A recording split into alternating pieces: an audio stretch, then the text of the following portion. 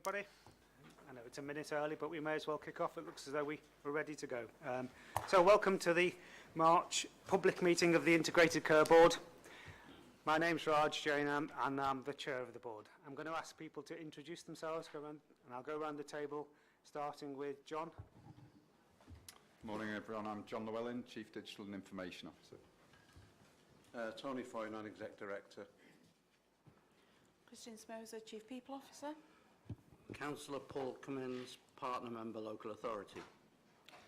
Good morning, Rowan Pritchard-Jones, Medical Director.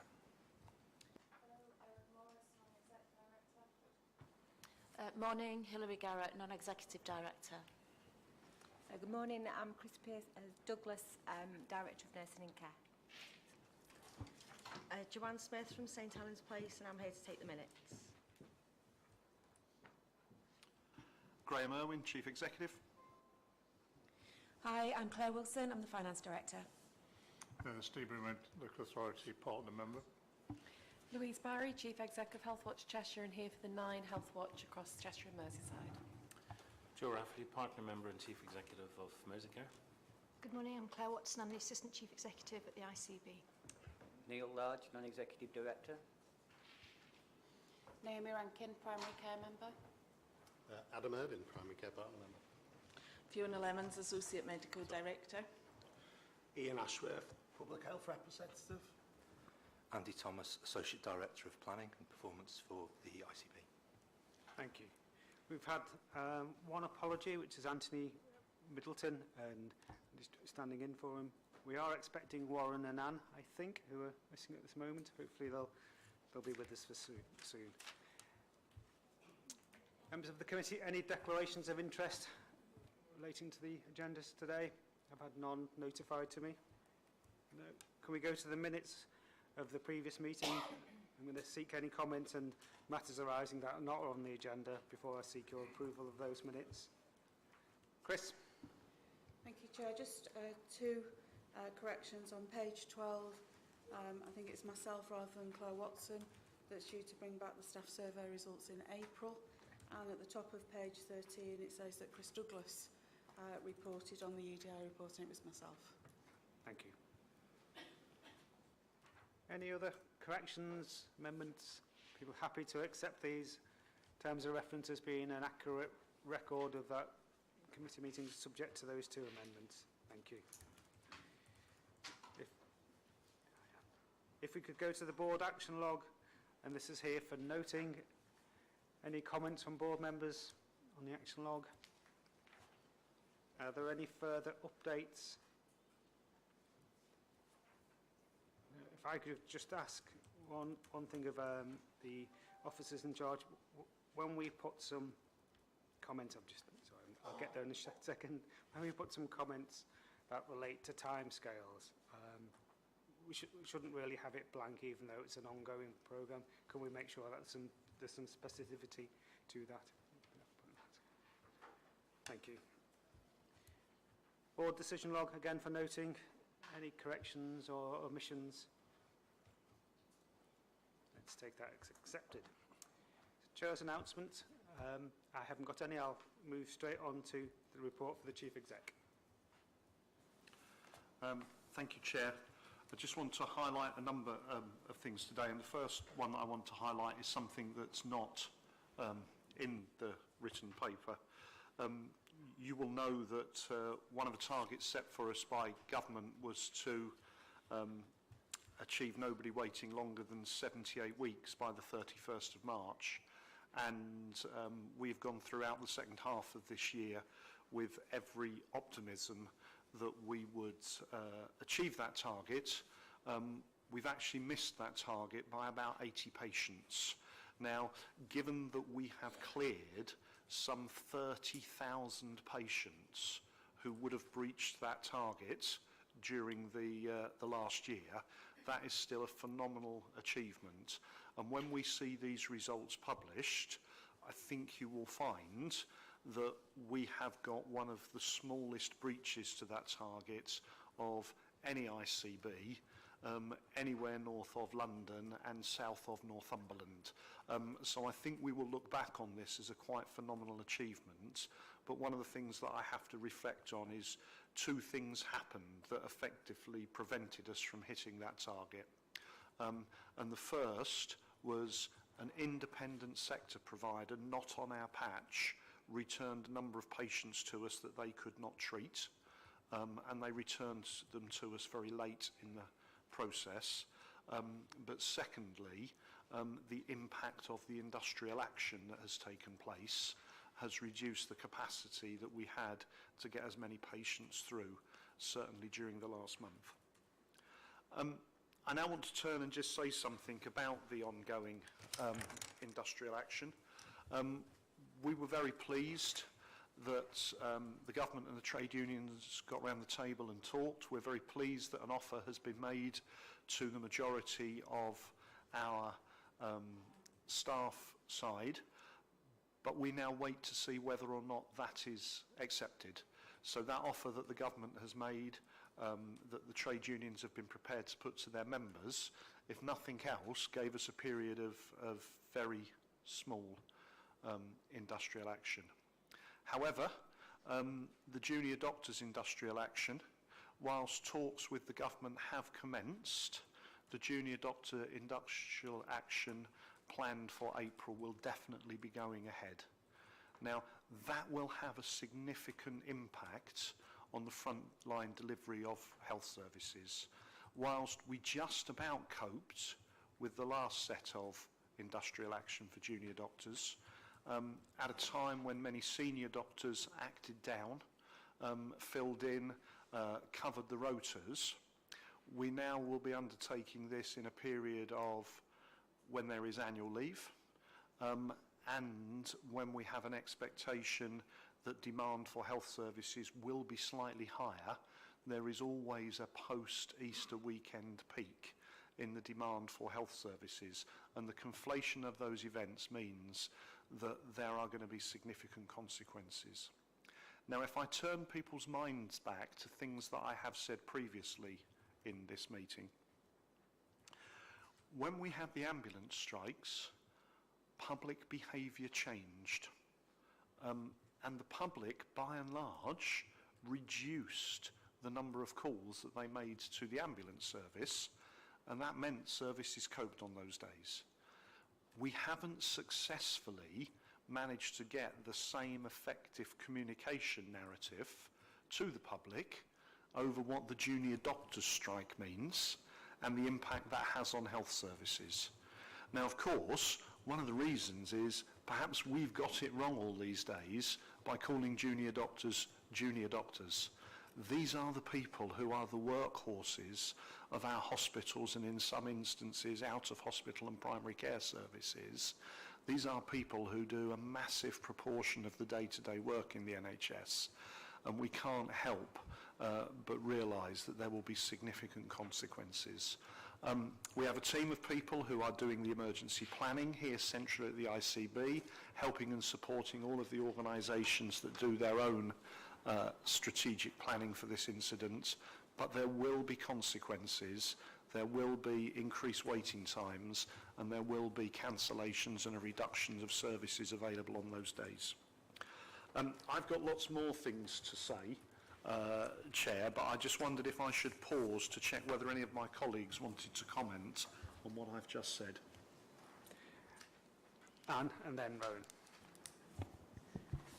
Yeah, it's just to comment on the 78-week situation. I just cannot even tell you how much effort went in to attempting to achieve that target, and absolute credit to everyone who took part in it. And we were very collaborative as a community of providers in helping each other out, you know, finding more efficient ways to do things, moving patients around if that was appropriate.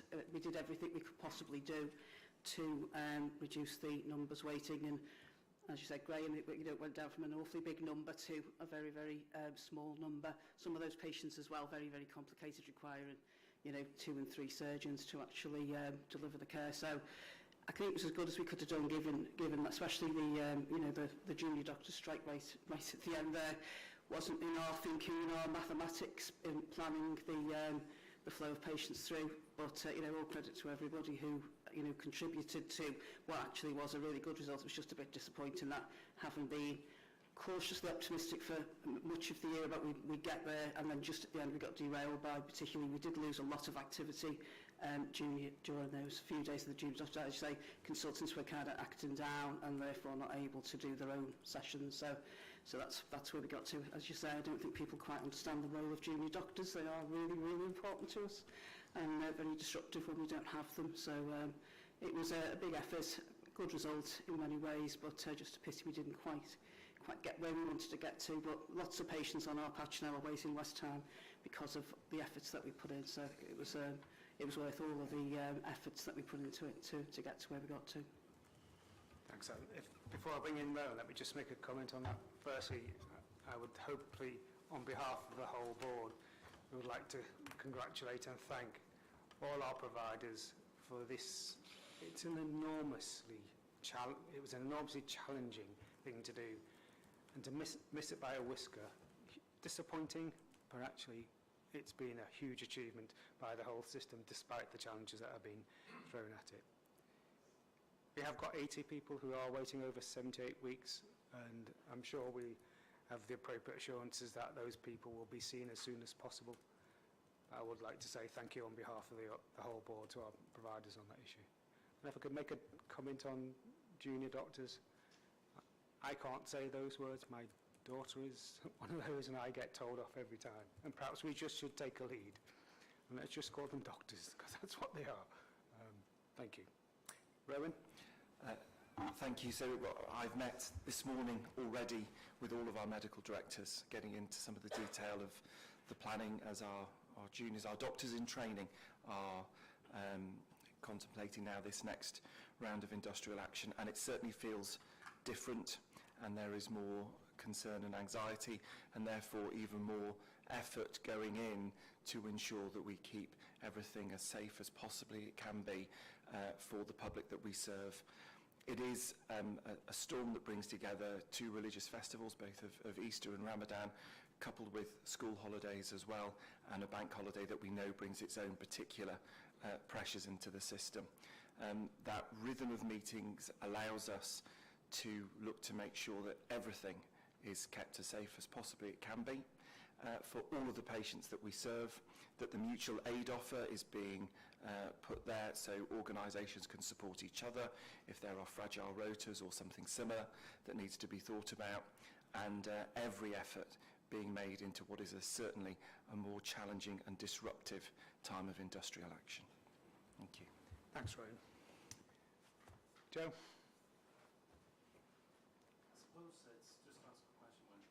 When the light of day emerges again and we're sort of strike-free, have we got a plan to do some sort of learning events? Because I think probably every provider's discovered stuff that out the back end of this is a sort of opportunity, while there's been quite a lot of difficulty in delivering it through.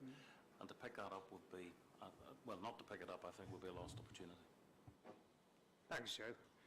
Unless somebody wants to make an immediate comment on that, I'm going to ask through Graham. Let's take that idea. It's a really good idea, isn't it? Yep. Rowan, did you want to make a comment on that in particular?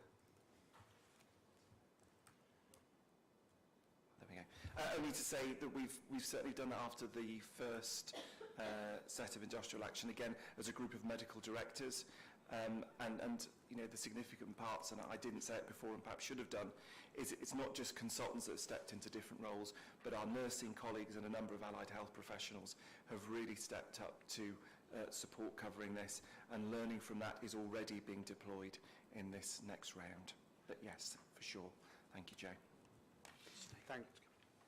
Just before bringing in Steve, Joe, I read into what you were saying. There's not just the learning from the how do we cope with the strike, but also I suspect there's some practices that we adopted that might have longer-term benefit. Is that what you meant? Yeah. Rowan, if I could ask you to think through how do we discover that good stuff. Steve? Well, just linked to the demand, the pressures and the disruption of industrial action, just wondered what's the response to the public survey NHS Public Survey outcome report that was published this week, which shows levels of satisfaction with NHS services are an all-time 40-year low of 29%, even lower for dentistry. I just wonder how that affects our plans, priorities, and what actions we will be taking going forward. We all will be submitting a plan, but I do think that survey gives us a lot of rich information and data around where we should respond. Let me bring in Graham. All of us, and especially those colleagues who've been working in the NHS for a long time, we're hugely disappointed by that result. Yet I guess we weren't, that wasn't unexpected, given the challenges of the service. The only thing I can hang my hat, a bit more confidence on is that the public remain committed to the core principles of the NHS, i.e. treatment on the basis of need. That's still at 92%, I think it was, it said in the survey. That I was watching that figure with interest to see if there'd been any change in that, and it's remained pretty constant. But Graham, did you want to? So I wanted to say 2 or 3 things about that. One, it is much saddening. I think we should contrast that not only with the commitment that the public have to a publicly funded free at the point of contact NHS, but also the outpouring of support that we have continually seen from the public for NHS staff. And so whilst there is a dissatisfaction with the NHS as a whole, actually the support and the place that the NHS retains in the public's heart is something that is really important. Now, I've put on the agenda of the Chief Exec's report today the changes that have taken place to the GP contract for the coming year. Those changes to the GP contract are a forerunner to the fact that the NHS is about to publish its primary care recovery plan. And I think the primary care recovery plan, as I understand it, is going to be solely focused around access and satisfaction. And as soon as we've got that, we will bring that here to the board, and we will outline to the board some of the things that we will be doing as a result of that. Secondly, as you know, from the 1st of April, for the first time, we take responsibility for NHS dentistry, and Claire and the team are currently doing the due diligence for the transfer of that function and responsibility into us.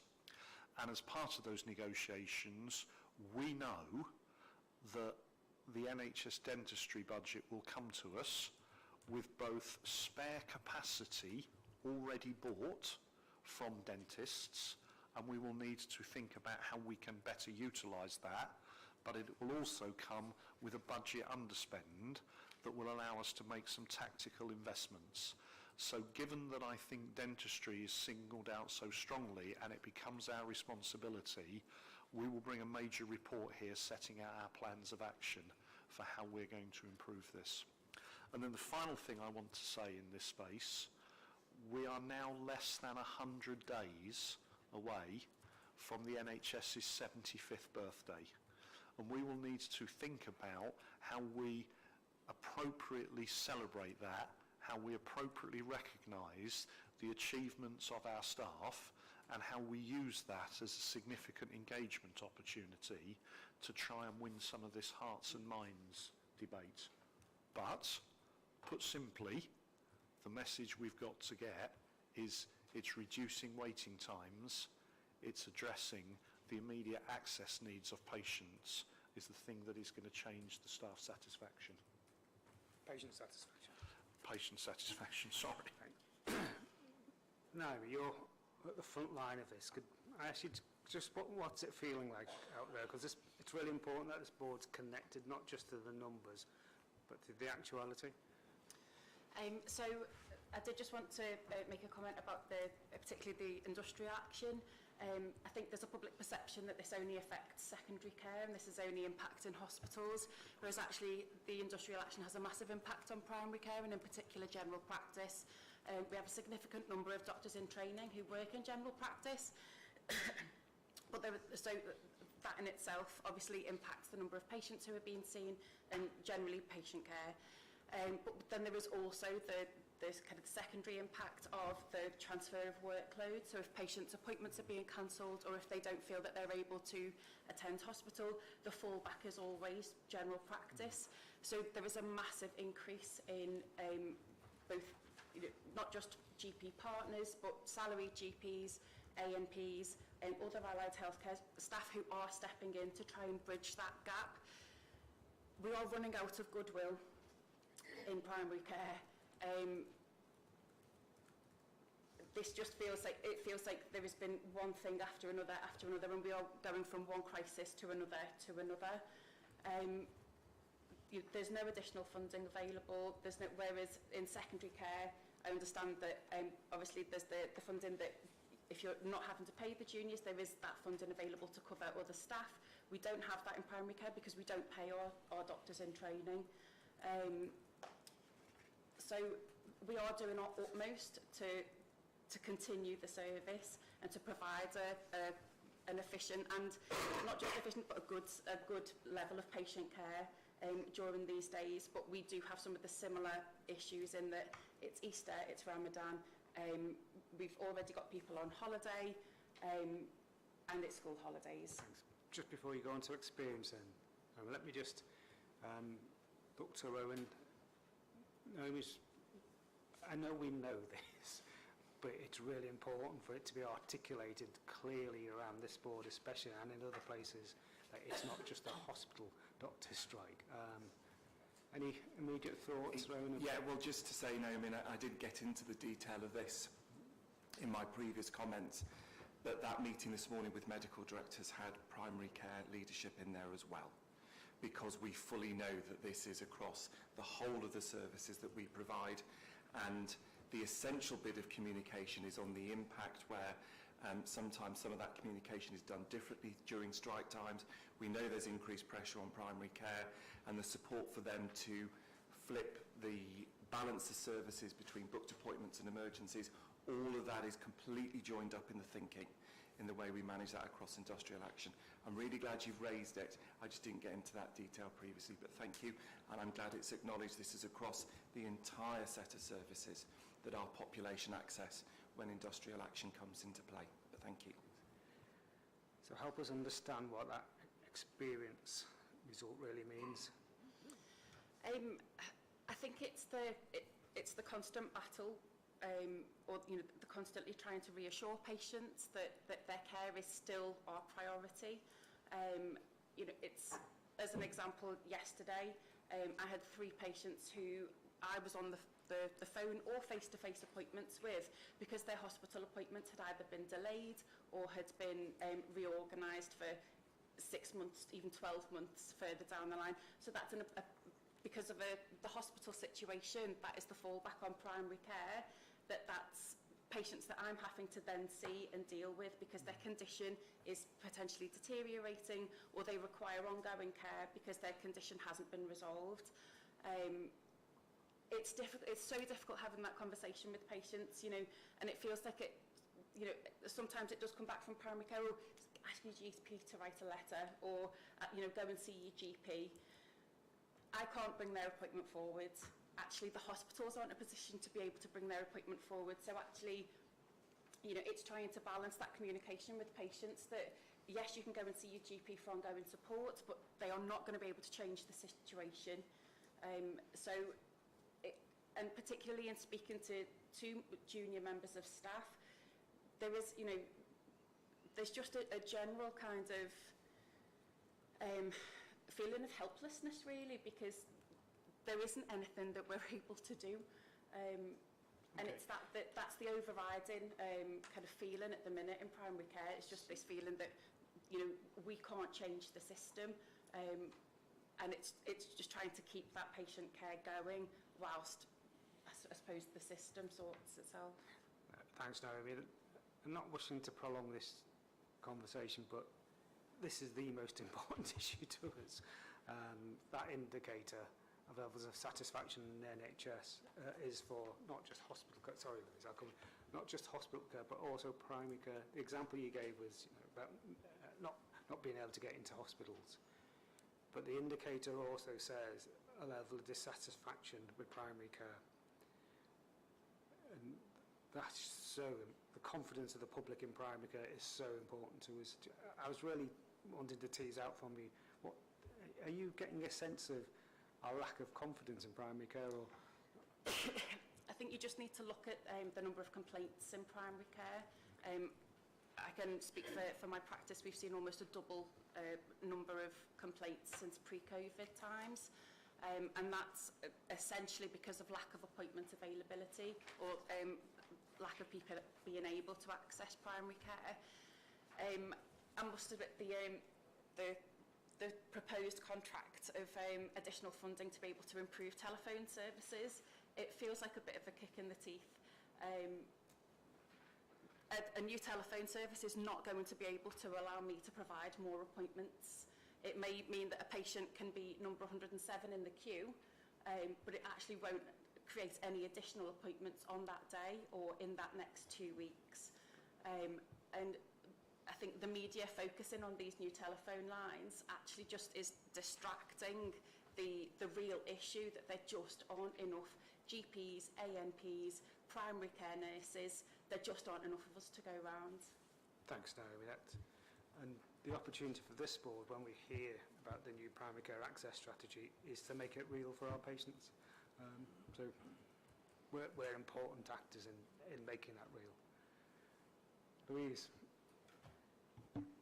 So actually, Naomi's probably just said what I would say, excuse me. We are hearing a lot more dissatisfaction, and it's a really interesting line to tread, because along with that comes, but it's great, but they are great. It is not great, they are great. So we hear, kind of individual practitioners are being commended, but trying to get to those individual practitioners is a minefield. We've had increased anecdotal stories coming back in. Well, we had one recently as a resolution meeting as part of an independent complaints system, whereby part of that meeting was taken up with the GP explaining how bad the system was, rather than necessarily talking about the issues the individual had. And we're hearing more and more how GPs are talking to the public about the problems, not necessarily, which is not necessarily a bad thing, because it sets it in context, but there's definitely a shift in the conversations that are happening. And I just wondered through those conversations, how do we, particularly with the strike that's coming up, how does the board satisfy itself that it's heard those quality issues at such a crucial time? How does it know? And we can thoroughly understand that we need to know what's happening for the staff. And I know you slipped between staff and patient, but I understand that. We do. Everybody's people in all of this. But it's how are we getting those stories? How are you, and obviously us with Healthwatch as well, but how are people hearing those human stories, and how are they genuinely being fed in at each stage? And I think there's no more time now. And you look at the satisfaction survey, but we are still, I have to end on a positive. We are still in a situation where people are really grateful for the hard work that goes on, particularly in primary care. People have that juxtaposition of seeing the issues, but knowing that there's genuine care there. But how is my question. Thanks, Louise. And, well, I'll come to you in a sec. Through Tony's leadership of the Quality and Performance Committee, that's where we will get the richness that this board needs to understand, and we'll hear from that report later on, and perhaps if we'll engage again on that agenda item. Warren? Thank you, Chair, and apologies for being late this morning. I'm picking up a lot of messages from voluntary sector organisations around the additional roles, which I'm sure is probably another burden and a headache for primary care to sort out. So what we're seeing is that the roles are being deprioritised in terms of thinking through how you use the investment, and the relationships with the PCSE sector are breaking down in some parts of Cheshire and Merseyside, and they're looking at walking away from some of the hosting of the link worker contract. So it's causing massive issues, and there's a sense in which this could be the answer for some of the problems to relieve the pressures and provide a more holistic appointment and answering process as part of this, if we could get this right. I was going to raise it later under the primary care board, but given that we've picked it up here, I think there's an opportunity around this at this point in time. Okay. Neil? Yeah, can I just make my observation of the report, which was disappointing. It must be disappointing for the NHS staff. But I think there's a difference between the delivery of care, because there's a high level of satisfaction when patients receive the care, and the staff should be thanked for that. It's the access to care that's the problem, and I think we should distinguish between the two aspects. Yeah. Because there's tremendous work going on there, and the staff must feel demoralised when they see these reports. But when you see actually access to care, it's great. When it's getting the access, which is the problem. Yeah, thank you. Graham? Thank you. I've just got 3 more items that I want to bring to your attention this morning. So the first, whilst our subcommittees of the board do a quite excellent job in holding the local NHS to account, we also have to submit ourselves to be held to account by NHS England on a quarterly basis. They haven't quite designed the way they will do this with ICBs at the moment, but they putatively categorised us as something called SOF 3 in a 4-point scale, with 1 being the best and 4 being the worst. Now, all of the ICBs in the Northwest were put into that category, so nothing unusual there. And there are some things that would need to be in place for us to move up that ranking system, not least some improvements in delivery, but also some improvements in the underlying financial position of the system, and furthermore, that all parts of the system move together. So the fact that we have a SOF 4 organisation on our patch is a significant determiner in that rating, and our desire to help and support that organisation to improve is in the whole system's collective interest. But that aside, the letter from our quarterly review from the region is published here for you all to see. I would publish that letter here for you all to see, whether it was good or bad, because that's an essential part of the scrutiny process. But I think that there is much to commend about what the region think of us in terms of how new we are as an organisation. The next item I wanted to highlight to you was the reduction in running cost allowance. We have got to achieve, in headline terms, a 30% reduction in our running costs from the situation we inherited from the former CCGs. Now, it won't be a 30% reduction. It will be more than a 30% reduction, because the thing that's always hidden in the small print is, and we will have to absorb the cost of any pay award that is given. Now, given that I have said this to you, there is something that I also want to say more broadly in assurance.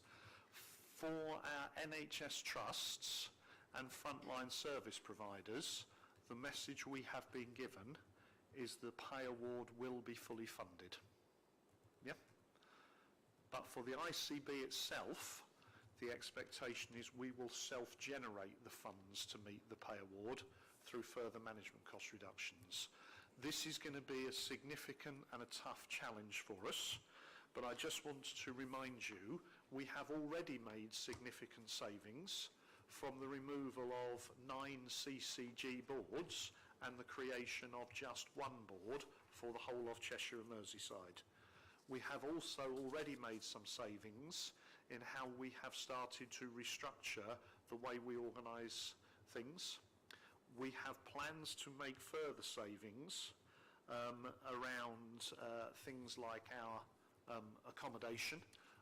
We have a number of buildings that we lease office space in that are coming up to review, and in certain instances we will be co-locating with other public sector partners to reduce the overall running cost to the ICB, but also to support those partners who increasingly post-COVID find themselves with empty office space. And we will keep in place a range of controls around our internal establishments. We already have a vacancy control system in place, and we are intending to run something that would be akin to a voluntary redundancy scheme, should we get the approval from NHS England to do that, because it's something that we have to seek approval to undertake and carry out. And we will come back to you with assurance that we are on track to deliver those savings.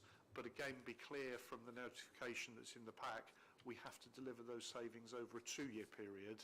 It's not all coming out in year one.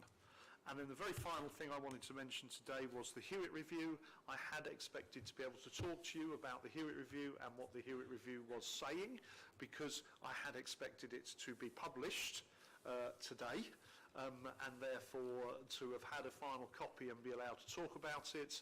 But the publication appears to be slightly delayed, and I understand it's in the final phase of drafting. Now, a number of people around this board were invited to participate in some of the working groups that have drafted the different chapters of that. We certainly think the thrust and the direction of travel and the messages that it will deliver are sound and sensible ones, but I apologise I can't talk to you about it today because that would be disrespectful to Patricia Hewitt, who has got to finalise things with the Secretary of State and then publish it. Thanks, Graham. Any final questions for Graham? Warren? Just very briefly, just to thank Raj and Graham for making sure that the VCSE sector was included in the Hewitt Review, and without you, we wouldn't have been included, so thank you very much. Okay, can we move on to the resident story? So I'll introduce this, if I may, Raj, initially. My working life outside of the role I have as your medical director is as a cancer surgeon, and it is it's an incredible piece of work that is being led significantly in our region around looking to identify patients who might have a lung cancer way before the symptoms would actually bring them across the radar of initially their GP and then into secondary care. We know that currently less than a third of lung cancers are early stage when they present with a cough or people coughing up blood or losing weight or similar type symptoms. There is now a programme running nationally, and it's going quite well as screening programmes go nationally, picking up 15% of the population now being offered this screening. That's not the way we do things in Cheshire and Merseyside. Over here already, 42% of our population are being offered routes into this screening. And what it means is that through some smart communication and working out who's high risk and letting these patients access a CT scan early on, instead of less than a third of cancers being picked up at an early stage, we are here, certainly in Cheshire and Merseyside, now picking up 73% of the cancers at an early stage, which comes with a vastly, vastly better outlook for these patients. And this is absolutely the way our medicine should be moving, becoming more precise to find patients and improve their outcomes. And I'm delighted to introduce our cancer team who are supporting this story this morning. Thank you.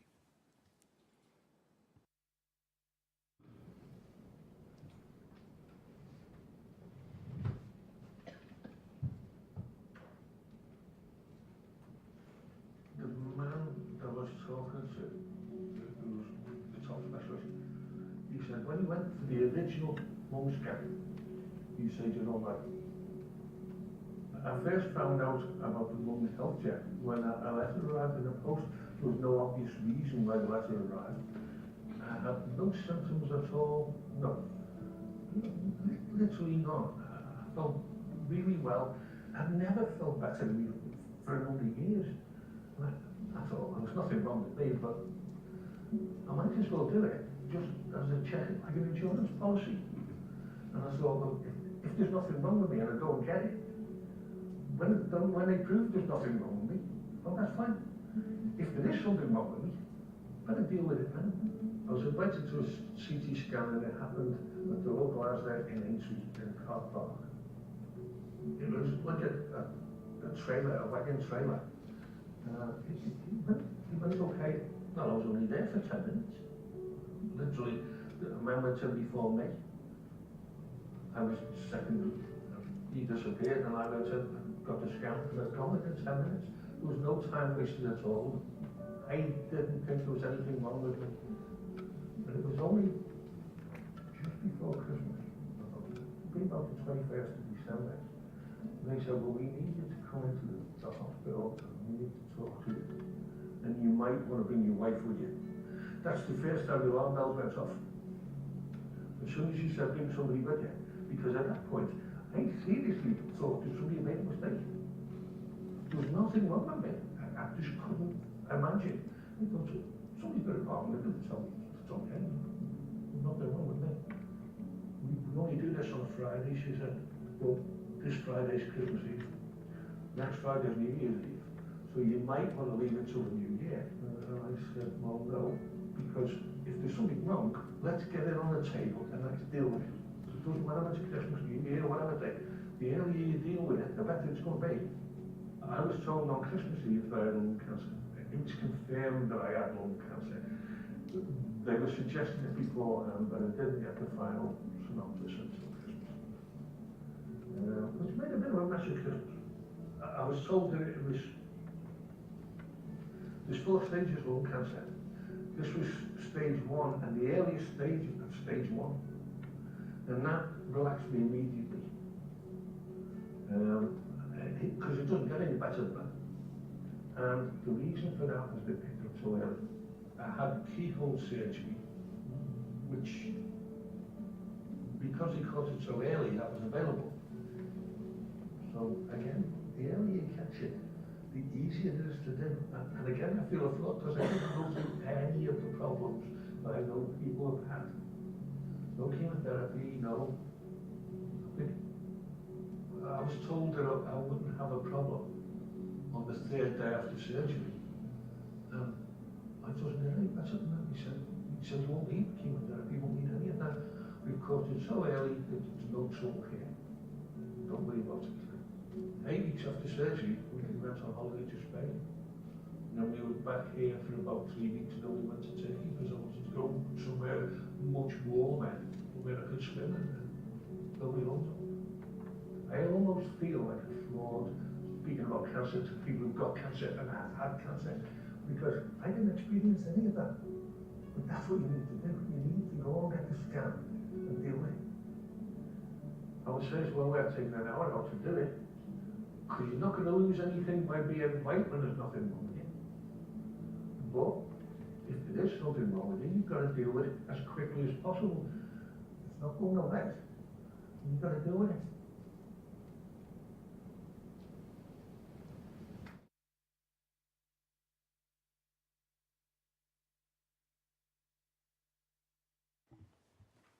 Powerful. And those statistics, fantastic. Who'd have thought it? Yeah, it's worth saying Gordon is one of 131 patients who have had their cancers detected early.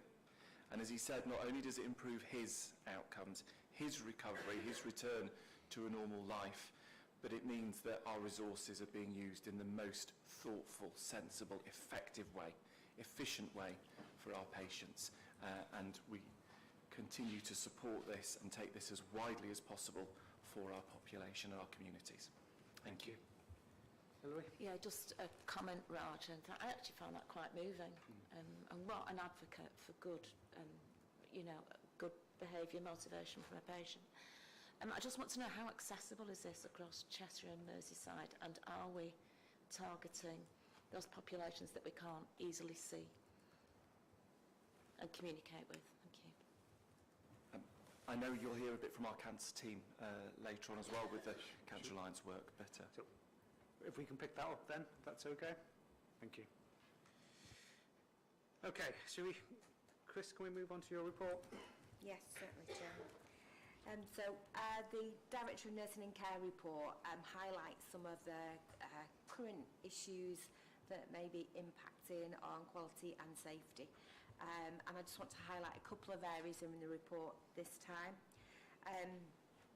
So first I wanted to bring to everyone's attention was that we held the Children and Young People's Beyond annual conference that took place early in March and was attended by over 120 partners from across health and social care, voluntary and the independent sector. And the event was opened by Raj, our chairman, even though it was done by video, because I think Raj was on the other side of the world at the time, but he very much was there in spirit and also on the video screen on the day, including the Children's Commissioner for England. And we also concluded the conference with a plenary session where we had a panel from our partner agencies, and we were asked some challenging questions by our children and young people in Cheshire and Merseyside, with questions that they wanted to ask around what mattered to them. So we had a really good conference day, and I'm sure it's something that we'll repeat annually. And the second area I wanted to bring to the board's attention was that following public consultation in July 2019, the government announced that it would bring forward legislation to introduce the serious violence duty. And it would bring the legislation with a range of specified authorities. And the Integrated Care Board has been identified as one of the 5, along with the police, our justice system, fire and rescue, and our local authorities. So serious violence duty requires these specified authorities to consult educational, prison and youth custody authorities for the area in preparation for the development of their strategies.